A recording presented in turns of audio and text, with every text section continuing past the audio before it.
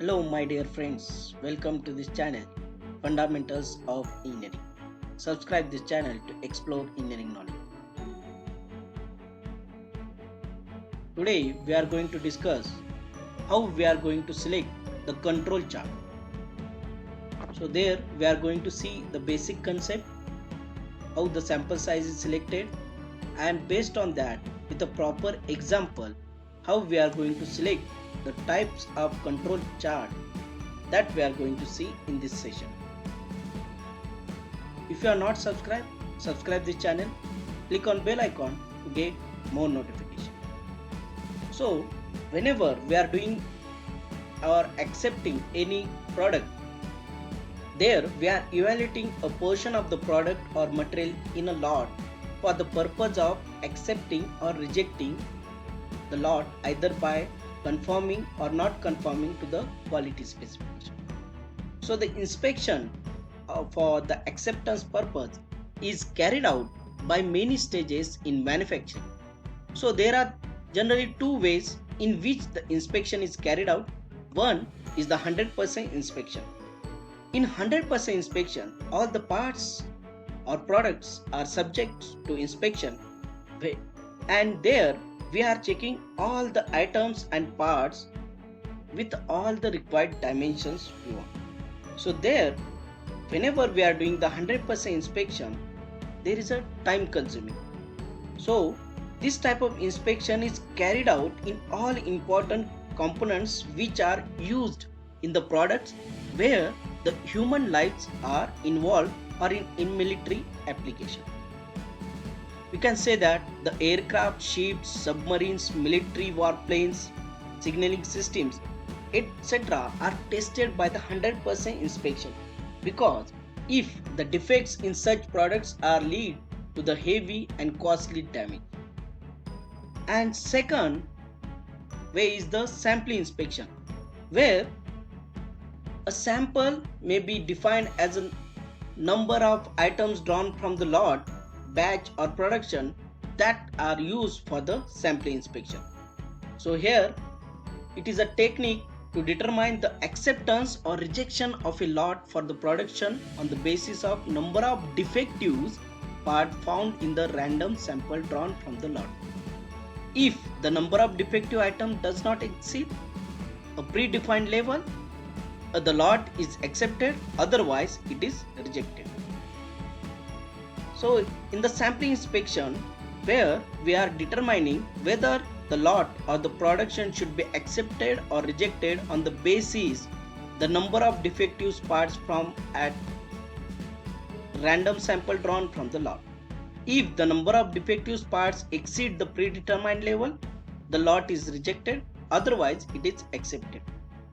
So if the new items are inspected, these are quick and economical method to control the quality of the purchased as well as the manufactured item.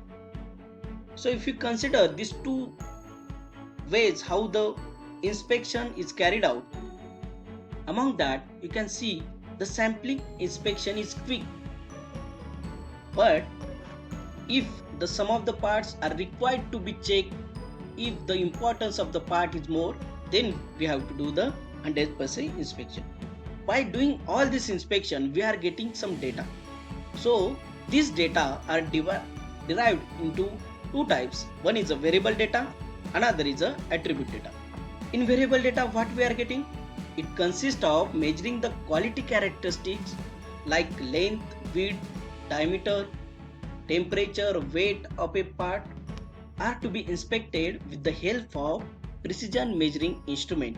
And in attribute data, we are judging the conformance or non-conformance of the quality characteristics with the laid down standards what we are having.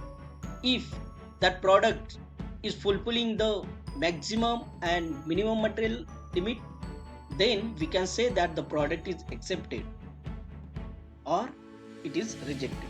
So here in variable data, we are checking the actual dimensions with the help of micrometer, vernier caliper, like the precision measuring instrument. But in attribute data, we are checking only the conformance and non-conformance. Means here we are inspecting the product by using the go and no go gauge.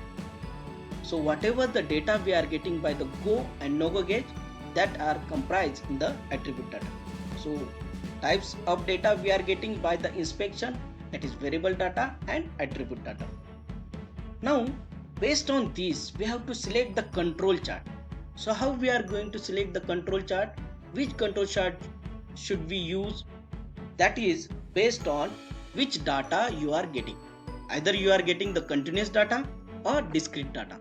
In variable data we are getting the continuous data, and if that data which we are getting, based on that whatever the sample we are drawing. So sample, what is that? It is the number of atoms drawn from the lot. Suppose this is the lot, and from that lot we are drawing some number of atoms, and these atoms are checked, and based on that we are getting some control chart. So which control chart? Based on the sample size. If suppose the sample size is equal to 1, the small n, the parts drawn from the batch lot, if that is 1, then we have to use X and moving range chart or individual or moving range chart. If the sample size is greater than 2 and less than 10, then we have to use the X bar chart and range chart. If the sample size is greater than or equal to the 10 number of size, then we have to use X bar and standard deviation chart. So based on the sample size what we are drawing from the lot, either we can use the X and MR chart or I and MR chart or X bar chart or R chart, X bar or standard deviation chart. That is for continuous data. That we can say that these are the variable charts. Then the data we are getting the discrete data or attribute data. So there what we are checking? We are checking the defects which we are getting based on the conformance and non-conformance, like checking by the go and no go gauge. Then the defects which we are getting, that can be multiple defects per unit. In one unit we are getting the defects. So based on that we have to get some chart, and or we are getting only one defect per unit, that is defective. Based on that we are getting different chart. So if the multiple defects are getting in one unit, then we have to check whether the sample size is constant. What is sample size? From the lot of the batch of the same size we are taking the batches. We are taking the batches, that is nothing but the sample. So this sample size, if it is constant from the batch, then we have to use C chart. If the sample size is variable, it is not the constant, then we have to use U chart. And for the defects per unit, means from the one unit we are getting only one defect, that is defective part we are getting, then we have to check whether the sample size is constant, the sample which is drawn from this lot. If it is constant, if it is S, then we have to use NP chart, that is fraction defective, or we have to use, if the sample size is not constant, then we have to use P chart. Okay. So in this way we have to select the control chart based on the continuous data we are getting and based on the discrete data we are getting. So we have to check whether the sample size, what are the values, and what are the sample size, whether it is constant or variable. Based on that we have to select the proper control chart. So in this video we have seen how we are selecting the control chart based on the data we are getting based on the 100% inspection and sampling inspection. Hope you like it. If you like it, stay connected and don't forget to subscribe my channel. Click on bell icon for more notification. Thank you very much.